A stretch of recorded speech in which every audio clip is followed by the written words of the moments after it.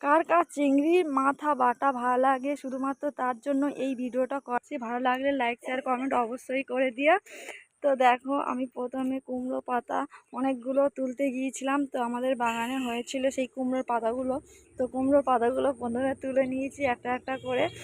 তো বাগানে খুব জলও জমেছিল। যাই হোক, আমি কুমড়োর পাতাগুলো তুলে নিয়েছি। তারপরে কিছু চিংড়ির মাথা নিয়েছি আর কুমড়োর পাতা নিয়েছি। নিয়ে ওগুলোকে কুমড়োর পাতা ভালো করে গরম নিয়ে সেদ্ধ করে নিয়েছি গরম জল করে। তো সেদ্ধ হয়ে গেলে তুলে নিয়ে শিলের মধ্যে রেখে দিয়ে ভালো করে চিংড়ির মাথা আর কুমড়োর পাতা ভালো করে বেটে নিয়েছি। তো মিহি করে বেটে নেওয়ার পর আমার হয়ে গেছে। তারপর কালো জিরে, একটু কাঁচা লঙ্কা, নুন, হলুদ, লঙ্কা দিয়ে ভালো করে একটু কষে নিয়েছি, ভেজে নিয়েছি। নেওয়ার পর যেটা বেটেছিলাম সেটা ভালো করে নেড়ে চেড়ে যে একটা তেল মতন উঠবে, তখন ভাবতে হবে যে আমার হয়ে গেছে রান্না। তো তোমাদের কার কার ভালো লাগলো অবশ্যই কমেন্ট করে জানিও। টাটা।